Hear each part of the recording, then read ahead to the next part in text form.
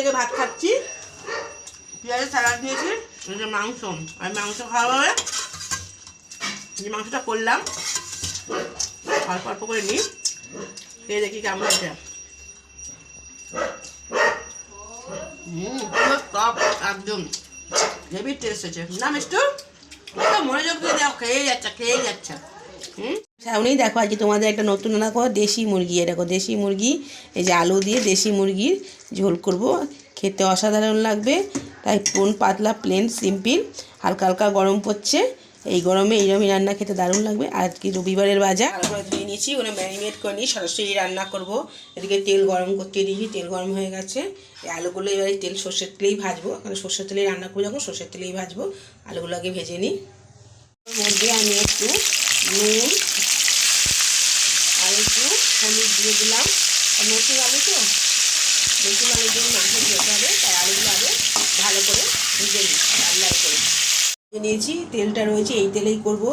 গোলমরিচ আর তেজপাতা দিলাম ফোড়ন, আর সঙ্গে 4টে মাঝারি সাইজের, বেশি বড় না, মাঝারি একদম ছোটো পেঁয়াজ দিলাম, দিয়ে ভালো করে আগে আমি ভেজে নিই।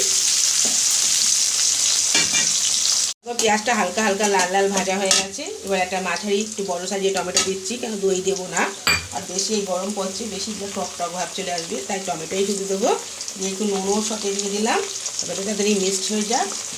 দিয়ে এবার আমি দেশি মুরগির মাংস খেতে কিন্তু ব্রয়লার থেকে দারুণ লাগে। দেশি মুরগির তরকারি হচ্ছে এটা পুরো একদম নতুন আলু দিয়ে। পেঁয়াজটা ভাজা হচ্ছে, এদিকে আমি মিক্সিতে মশলাটা করে নিই। এই যে 2টো মাঝারি সাইজের পেঁয়াজ, কাঁচা লঙ্কা আর আদা পেস্ট করে নিই, এটা ভালো করে মিক্সিতে আমি বেটে নিই। টমেটোটা বেশ নরম হয়ে গেছে। এবারে আমি এবার যে মিক্সিতে মশলাটা করেছিলাম, আদা পেঁয়াজ রসুন কাঁচা লঙ্কা, সেটা দিয়ে দিলাম। দিয়ে ভালো করে মশলাটা এবার কষিয়ে নিই। বাকি মশলাগুলো পরে দেবো। এর মধ্যে বাকি মশলাগুলো দেবো, বড় চামচের 1.5 চামচ জিরের গুঁড়ো, এই চামচটা দিচ্ছি। ধনের গুঁড়ো দেবো 1.5 চামচ, লাল লঙ্কার গুঁড়ো, বেশি ঝাল দিলাম না, কাঁচা লঙ্কাও দিয়েছি, আর পরিমাণ মতো হলুদ দিয়ে ভালো করে মশলাটা আগে আমি কষিয়ে নিই। মশলার সঙ্গে ভালো করে কষিয়ে নিই। এবার দেবো একটু লাল কাশ্মীরি লঙ্কা করে মশলাটা আমি নেড়ে নিই। গ্যাসটা একটু বাড়িয়ে দিলাম, ভালো করে নেড়ে নিই।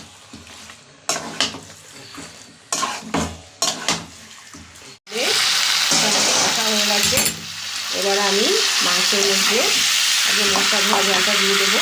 মিষ্টিতে যে মশলা ধোয়া জলটা যেটা ছিল সেটা আগে আমি দিয়ে দিলাম। আর যে গরম জলটা বসিয়েছি সেটাও দেবো, দিয়েছি। এতটুকু ঝোল রাখবো এবং আলুটা সেদ্ধ হওয়ার জন্য। ব্যাস, পাতলা করেই বলেছি ঝোল করবো। আস্তে আস্তে গ্যাসটা একটু বাড়িয়ে দিই, ফুটে উঠুক, তারপরে কমিয়ে দেবো। ঢাকাটা দিয়ে দিই, গ্যাসটা বাড়িয়ে দিলাম, ফুটে উঠুক, তারপর কমাবো। এবার মাংস দেখো আমার কমপ্লিট হয়ে গেছে রান্নাটা। আলুটাও দেখো আর সুন্দর সেদ্ধ হয়ে গেছে, বেশি সেদ্ধ আনলাম না। এবার আমি গ্যাসটা নিভিয়ে দেবো, যেটুকু ঝোল দরকার আমার সেটুকু ঝোল আছে। গ্যাসটা নিভিয়ে দিলাম, উপর দিয়ে গরম মশলাটা ছড়িয়ে দিলাম, দিয়ে নেড়ে 2 মিনিটের জন্য রেখে দিই। তারপর তরকারিটা নামাবো, নামিয়ে তোমাদের দেখাবো।